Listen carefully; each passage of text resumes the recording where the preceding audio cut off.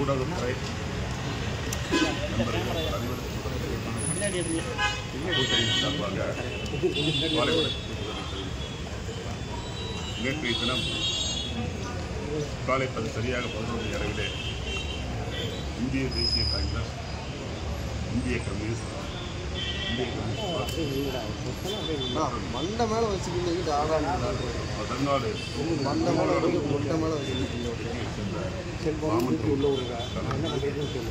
தேசிய ஒரு முடிவை என்ன முடிவு கடந்த 3 ஆண்டுகளாக தொடர்ச்சியாக நமது அரசு வரி என்ற மக்களை பிரித்தெடுக்கக்கூடிய நிலையிலே தள்ளப்பட்டு முடிவெடுத்து முதலாவதாக 22/11/2024 கொண்டு வரப்பட்ட மாமன்றத்தில் கொண்டு வரப்பட்ட முதலாவது தீர்மானம் 100% வரி உயர்வு.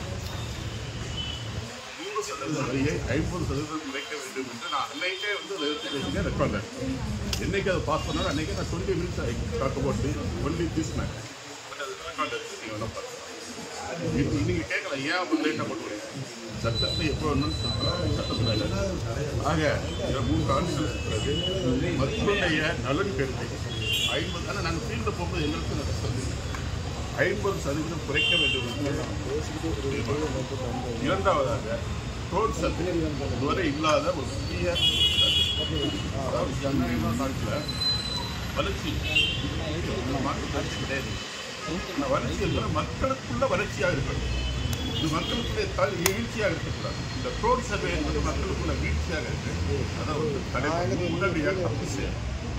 அதே மாதிரி எவ்ரி இயர் 6%.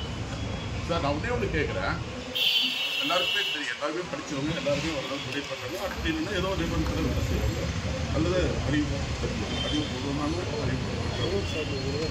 நமக்கு வந்து லாபம் வந்து புரிதோ அல்லது நான் ஒரு வேலை எப்படி அதை ஒன்றும் பண்ண முடியாது. அது 3 வருஷத்துக்கு தான் 10%.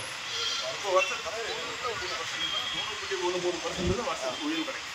அதான் நம்ம வருஷத்துக்கு 6%. அது மட்டுமல்ல, 1% பெனால்டி டேக்ஸ். சார் வரிக்கு பெனால்டி என்பது ஏற்புடையது அல்ல. ஏன்னா இதுவே வந்து அரசுக்கு நம்ம செலுத்துறது, நம்ம கையிலிருந்து செலுத்தக்கூடியது. நம்ம கையிலிருந்து செலுத்துறதுக்கு நாமளே பெனால்டி கொடுக்குறது என்பது ஏற்புடையது அல்ல.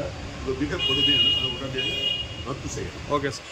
நான் 5வது ஜிஎஸ்டி நிறுவனத்திற்கும் இபிஐ நிறுவனத்திற்கும் விடுதலை வாங்கி அதை வந்து சிறு குறு தொழில் செய்கிறவங்க லிஸ்ட்றாங்க. அவங்க என்ன சொல்கிறாங்க, சிறு குறு தொழில் வந்து ஜிஎஸ்டி வச்சுருப்பாங்க, அவங்க வீட்டு அட்ரஸில் மேபி இருக்கலாம். நண்பர்கள் அனைவருக்கும் வணக்கத்தை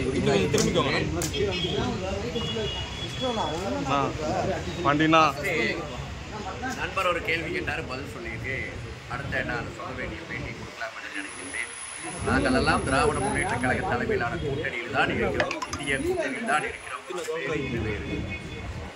பிரச்சனை என்று வந்து பிரச்சனையை ஒட்டி ஆர்ப்பாட்டம், இது அரசாங்கத்துக்கு எதிரான ஆர்ப்பாட்டம் இல்லை, மக்களுடைய பிரச்சனையை தீர்க்க சொல்லி ஒரு பொதுவான கோரிக்கை அப்படிங்கிறதா சொல்லிட்டு என்னுடைய பேட்டியை உங்கள் மத்தியில் தர வி. ராமமூர்த்தி, மார்க்சிஸ்ட் கம்யூனிஸ்ட் கட்சியினுடைய குழு தலைவர், மார்க்சிஸ்ட் கட்சியினுடைய மாவட்ட செயலர்.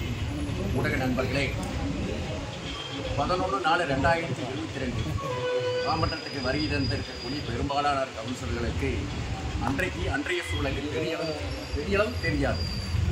ஒரு பகுதி கவுன்சிலர் மட்டும் சீலிட்டு விட்டார். அந்த சூழலில் மாநில அரசாங்கத்தினுடைய அரசு ஆணை என்று சொல்லி வரி உயர்வு 100% என்று சொன்னார்கள். நாங்கள் கிட்டத்தட்ட 22 மாவட்ட உறுப்பினர்கள் இரவு 9:50 வரைக்கும் கடுமையாக போராடுகிறோம். 100% வரி என்பது வேண்டியதில்லை, 50% இருக்கினால் மாநில அரசாங்கத்தினுடைய தீவிரத்தை எப்படி ஓவர்லுக் பண்ணுவதென்று தயக்கம், மாமன்றமாக இருக்கும் தயக்கம் இருந்தாலும் 100% நிறைவேற்றினார்கள். வரி உயர்வு என்பது எங்களுடைய உரிமை, இந்த மாமன்ற உறுப்பினருடைய உரிமை, இந்த மாநகராட்சியுடைய உரிமை. நாங்கள் வந்து 10% மாநில அரசாங்கம் 100% சொல்லிச்சுன்னா நாங்கள் 100 பண்ணலாம், 70 பண்ணலாம், 65 பண்ணலாம், வெறும் 10 பண்ணலாம். இது எங்களுடைய உரிமை. அந்த உரிமையும் கூட அதற்கு மீறப்பட்டு 100% வரி விதிப்பு செய்யப்பட்டது. அது 2022. அடுத்து 2023 பெரிய பிரச்சனை. 2024 தான் ஆண்டாண்டுக்கு 6%. அந்த 100% 6% வர்றாங்க. அதை நாங்கள் எதிர்த்தோம், அப்போவே எதிர்த்தோம். போன கூட்டத்துக்கு முந்தைய கூட்டத்தில் கடுமையாக எதிர்ப்பு தெரிவித்து நாங்கள் பேசினோம். வெளிநடப்பும் கூட அன்றைக்கி செய்யலாம்னு சொன்னோம். இல்லை, அனைவரும் நாமெல்லாம் கலந்து பேசி குறைக்கலாம் என்று சொன்னார்கள். கலந்து பேசலை, குறைக்கலாம். அடுத்தது டோன் சர்வே கொண்டு வந்து விட்டாங்க.